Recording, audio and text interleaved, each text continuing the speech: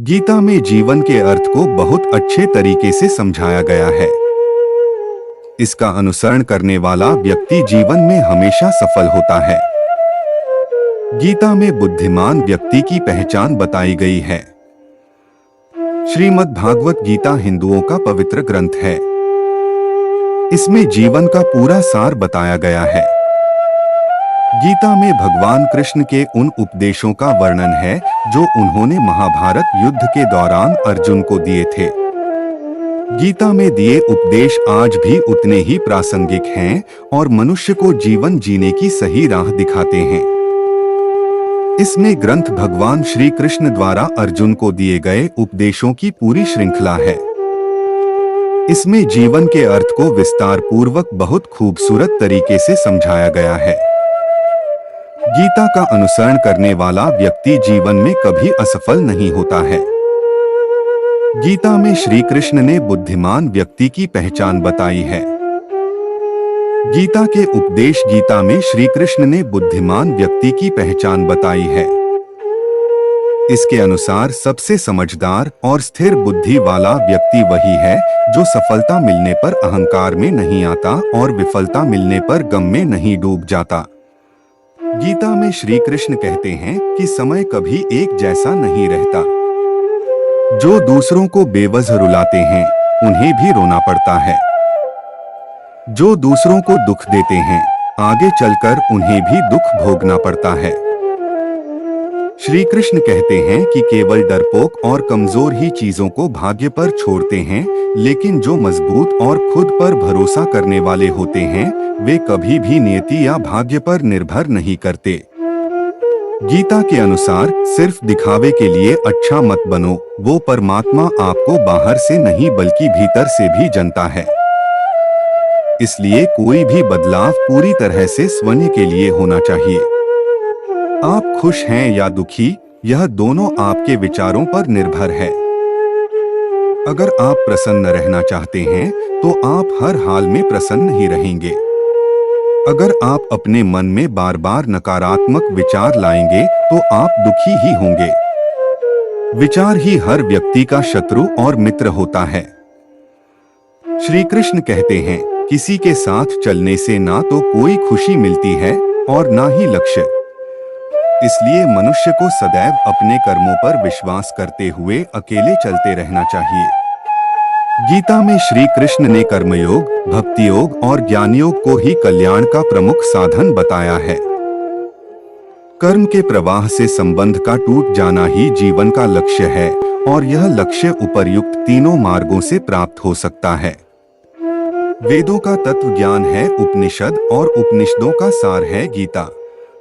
भगवान श्री कृष्ण ने कुरुक्षेत्र के मैदान में महाभारत युद्ध के दौरान अर्जुन को जो ज्ञान दिया था वह गीता के नाम से प्रसिद्ध हुआ। गीता में जीवन की हर समस्याओं का समाधान है।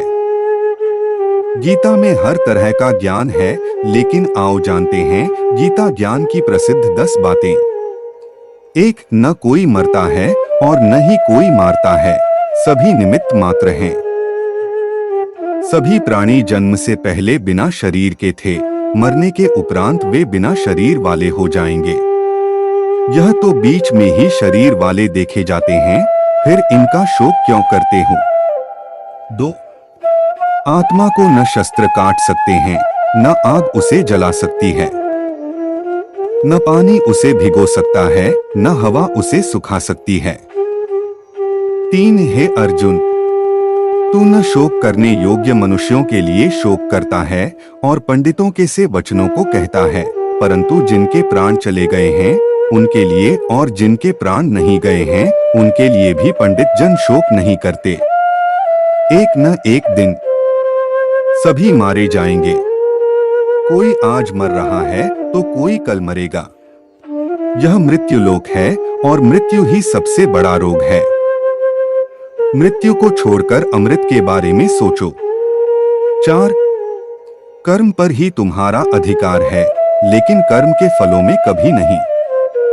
इसलिए कर्म को फल के लिए मत करो और न ही काम करने में तुम्हारी आसक्ति हो। जिसका मन अपने वश में है जो जितेंद्रिय एवं विशुद्ध अंतःकरण वाला है और संपूर्ण प्राणियों का आत्मरूप परमात्मा ही जिसका आत्मा है, ऐसा कर्मयोगी कर्म करता हुआ भी लिप्त नहीं होता। कर्मों में कुशलता को ही योग कहते हैं। 5. क्रोध से मनुष्य की मति मारी जाती है, यानी मूढ़ हो जाती है, जिससे स्मृति भ्रमित हो जाती है। स्मृति भ्रम हो जाने से मनुष्य की बुद्धि नष्ट हो जाती है और बुद्धि का नाश हो जाने पर मनुष्य खुद अपना ही का नाश कर बैठता है। 6. हे अर्जुन, सभी धर्मों को त्याग कर अर्थात हर आश्रय को त्याग कर केवल मेरी शरण में आओ, मैं तुम्हें सभी पापों से मुक्ति दिला दूंगा, इसलिए शोक मत करो। माया द्वारा जिनका ज्ञान हरा जा चुका है, ऐसे आसुर स्वभाव को धारण किए हुए मनुष्यों में नीच दूषित कर्म करने वाले मूढ़ लोग मुझको नहीं भजते, परंतु उन अल्प बुद्धि वालों का वह फल नाशवान है तथा वे देवताओं को पूजने वाले देवताओं को प्राप्त होते हैं और मेरे भक्त चाहे जैसे ही भजें, अंत में वे मुझको ही प्राप्त होते हैं। 7. काम, क्रोध तथा लोभ, ये 3 प्रकार के नरक के द्वार सर्व अनर्थों के मूल और नरक की प्राप्ति में हेतु होने से यहाँ काम, क्रोध और लोभ को नरक के द्वार कहा है। आत्मा का नाश करने वाले अर्थात उसको अधोगति में ले जाने वाले हैं। अतएव इन तीनों को त्याग देना चाहिए। 8. श्री भगवान बोले, मैं लोकों का नाश करने वाला बढ़ा हुआ महाकाल हूँ। इस समय इन लोकों को नष्ट करने के लिए प्रवृत्त हुआ हूँ।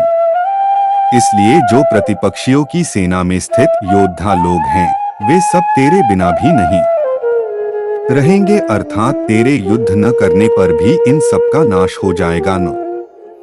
जगत के ये 2 प्रकार के शुक्ल और कृष्ण अर्थात देवयान और पितृयान मार्ग सनातन माने गए हैं। इनमें एक द्वारा गए मृत्यु को प्राप्त हुए को वापस नहीं लौटना पड़ता, वह परमति को प्राप्त होता है, और दूसरे के द्वारा गया हुआ फिर वापस आता है, अर्थात जन्म मृत्यु को प्राप्त होता है। 10 टाइम्स क्यों व्यर्थ की चिंता करते हो? किससे व्यर्थ डरते हो? कौन तुम्हें मार सकता है? आत्मा न पैदा होती है न मरती है। टाइम्स जो हुआ वह अच्छा हुआ, जो हो रहा है वह अच्छा हो रहा है, जो होगा वह भी अच्छा ही होगा। तुम भूत का पश्चाताप न करो, भविष्य की चिंता न करो, वर्तमान चल रहा है। टाइम्स, तुम्हारा क्या गया जो तुम रोते हो? तुम क्या लाए थे जो तुमने खो दिया? तुमने क्या पैदा किया था जो नाश हो गया?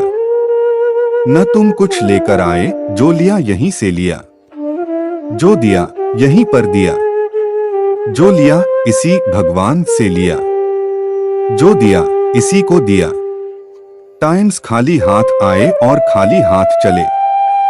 जो आज तुम्हारा है कल और किसी का था, परसों किसी और का होगा। तुम इसे अपना समझकर मग्न हो रहे हो। बस यही प्रसन्नता तुम्हारे दुख खोण का कारण है। टाइम्स परिवर्तन संसार का नियम है। जिसे तुम मृत्यु समझते हो वही तो जीवन है। एक क्षण में तुम करोड़ों के स्वामी बन जाते हो, दूसरे ही क्षण में तुम दरिद्र हो जाते हो। मेरा तेरा, छोटा बड़ा, अपना पराया मन से मिटा दो, फिर सब तुम्हारा है, तुम सबके हो। टाइम्स न यह शरीर तुम्हारा है न तुम शरीर के हो। यह अग्नि, जल, वायु, पृथ्वी, आकाश से बना है और इसी में मिल जाएगा, परंतु आत्मा स्थिर है, फिर तुम क्या हो? टाइम्स तुम अपने आप को भगवान को अर्पित करो, यही सबसे उत्तम सहारा है। जो इसके सहारे को जानता है वह भय, चिंता व शोक से सर्वदा मुक्त है। टाइम्स जो कुछ भी तू करता है उसे भगवान को अर्पण करता चल। ऐसा करने से सदा जीवन मुक्त का आनंद अनुभव करेगा। अगर आपको यह वीडियो अच्छा लगा हो तो लाइक, कमेंट, शेयर, सब्सक्राइब करना ना भूले। धन्यवाद।